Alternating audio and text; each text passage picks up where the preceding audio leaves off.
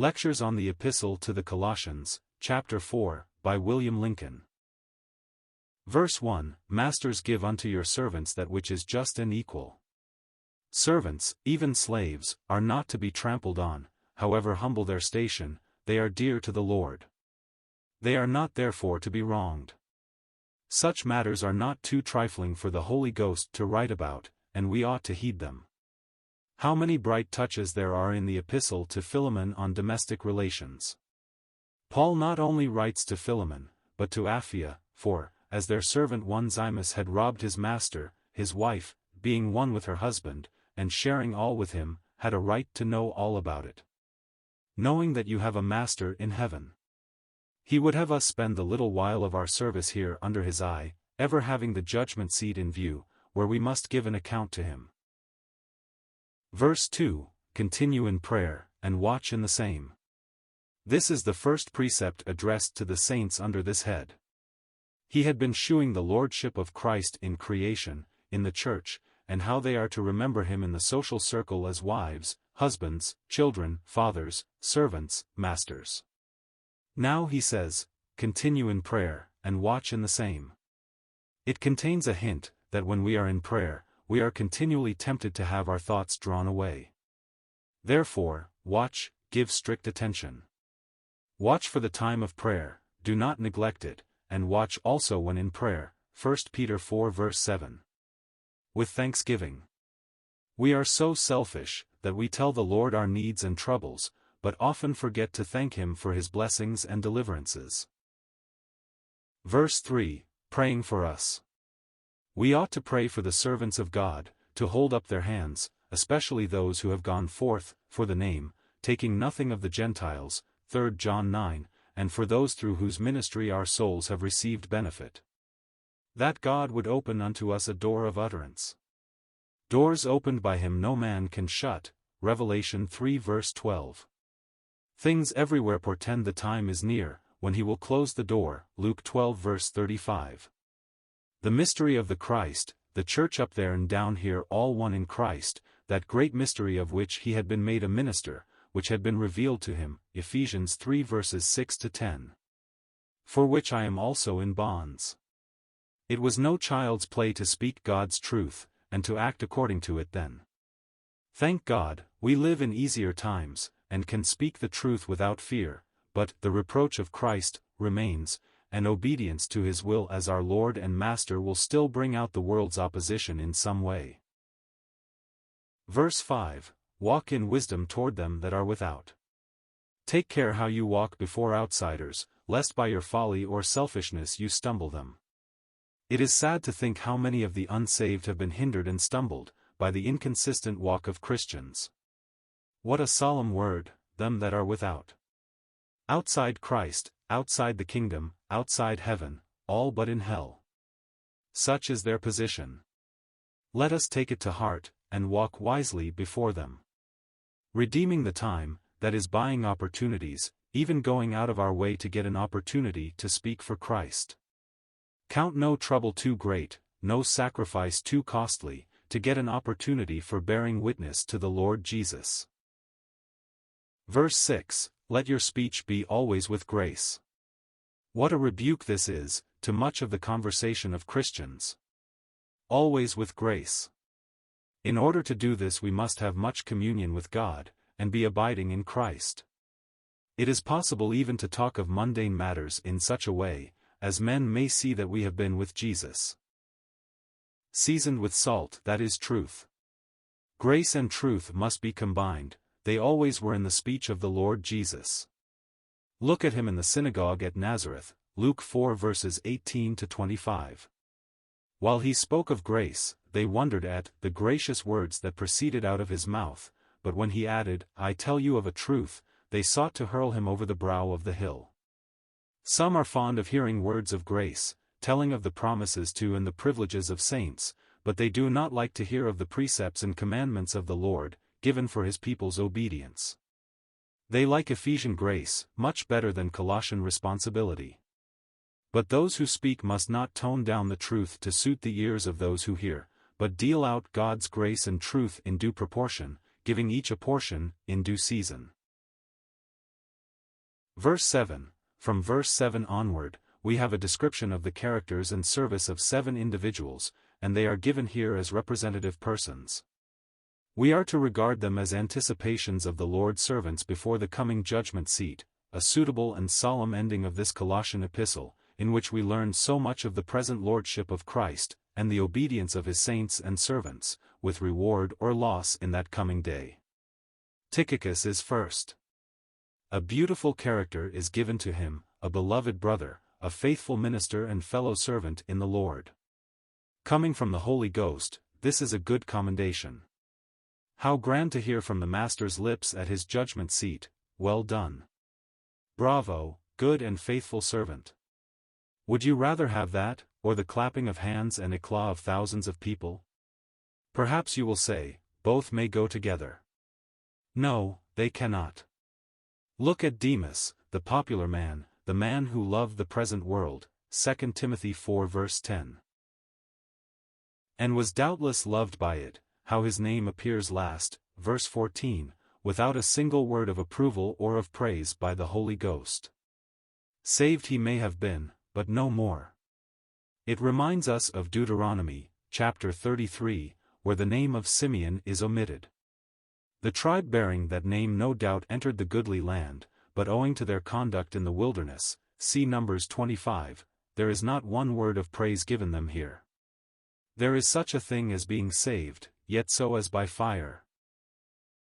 1 Corinthians 3 verse 15, escaping, as Job says, as by the skin of the teeth, Job 19 verse 20. What a contrast between Tychicus and Demas. Then observe the order in which the Holy Ghost commends Tychicus.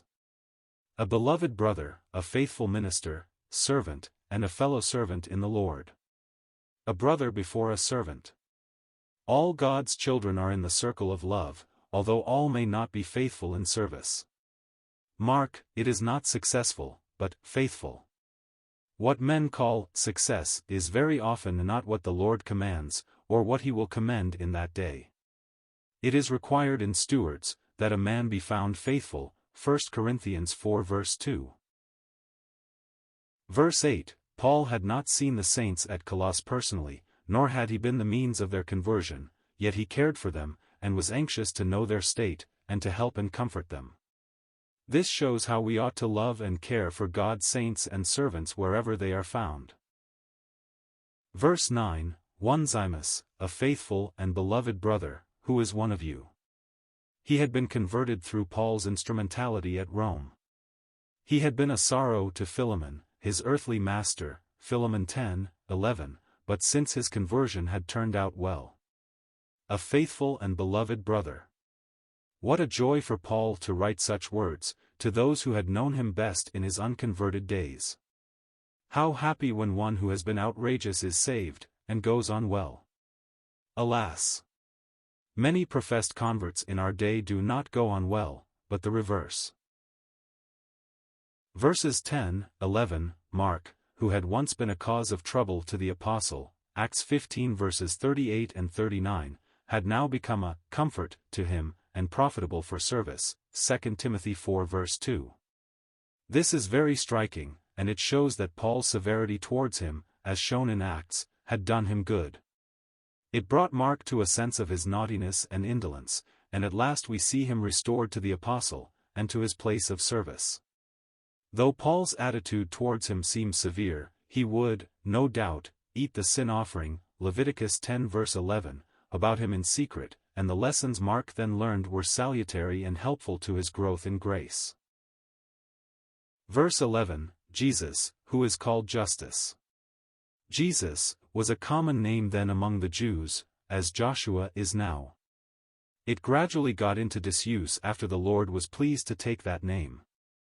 He had evidently 3 names, Acts 1 verse 23. These were all of the circumcision.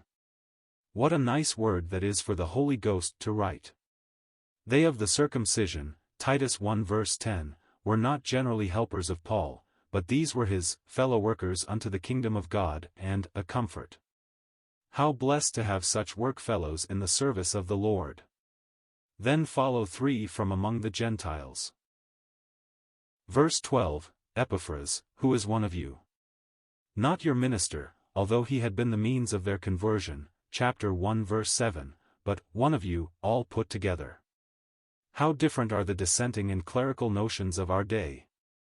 Always laboring fervently in prayer. Epaphras was not content to know that they were saved. He agonized in prayer that they might stand complete in all the will of God. To be saved is the beginning, to go on in the knowledge of God's will, walking in his ways, is next. Epaphras prays here as Paul had done, chapter 1 verse 9. He had been with Paul and had learned the importance of the second character of his ministry, to fulfill, complete, the word of God. Epaphras had learned more of this than he knew when he was with them at Colossus, and he strives earnestly, agonizes in prayer for the saints, that they may be fully assured of all the will of God. What a lovely service for fellow saints! And not only for those well known to him at Colossus, of whom he himself was one, but he had much labor for the saints in Laodicea and Hierapolis. Do we pray much for fellow believers, not asking great or impossible things for them, but that they may know and be fully assured of the will of God, seeking to walk in obedience to the Lord's commandments? Verse 14, Luke, the beloved physician, Paul's companion in travel, Acts 21 verse 8, and fellow laborer, Philemon 24, who remained faithful to the end, 2 Timothy 4 verse 2, and Demas, greet you. There is a word of praise for all but Demas. His name means popular, and the likelihood is, he was popular among men.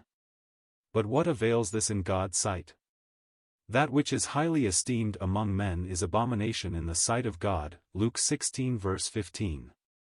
It is of this man that the aged apostle, in prison, nearing his end, has to write, Demas hath forsaken me, having loved this present world, 2 Timothy 4 verse 10.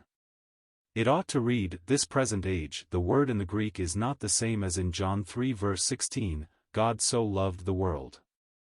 It is well to remember this, as otherwise we might infer that Demas was a lost soul.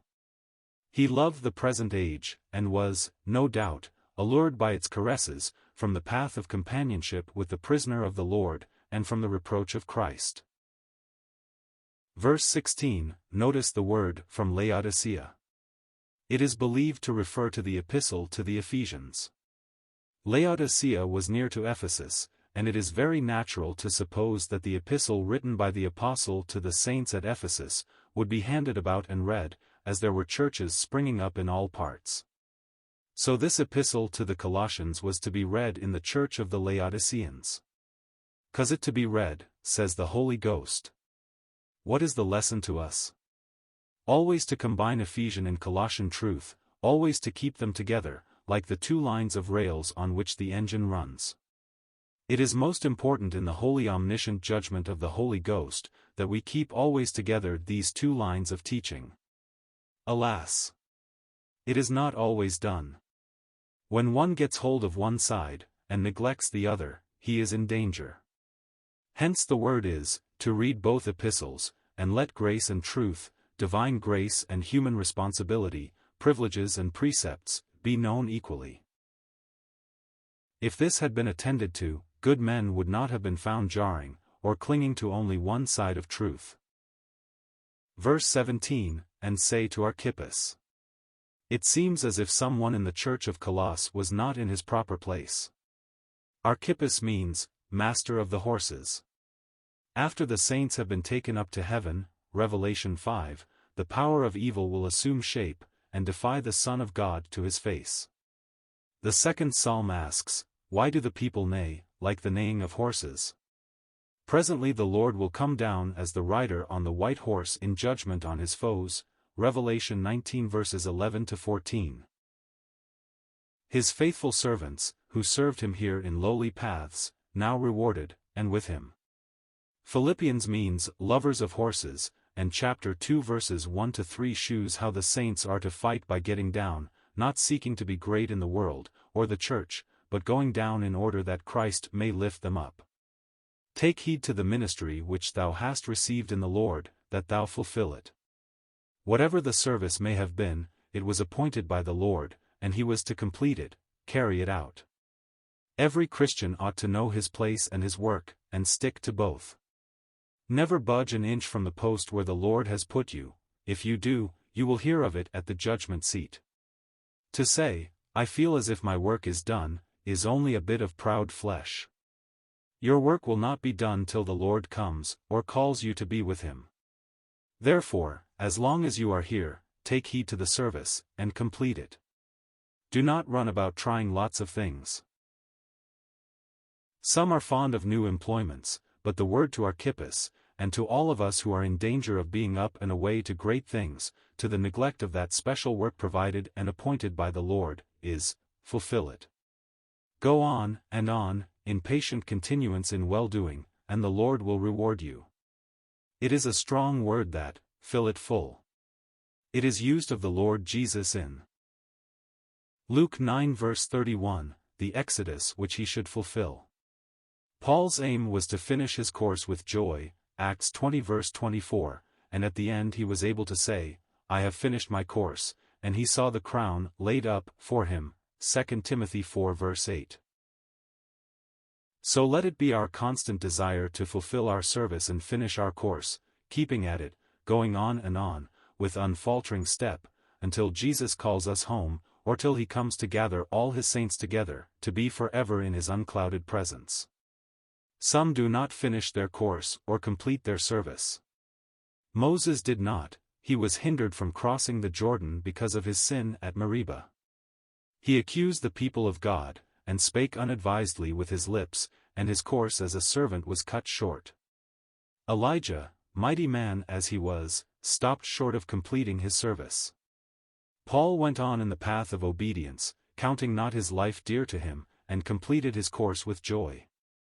Oh, to end as he did, with the Lord standing with us to strengthen and deliver, even should all others flee. 2 Timothy 4 verse 17. Verse 18, remember my bonds. He was suffering for their sake, chapter 1 verse 24, and in the fulfillment of his service for the church.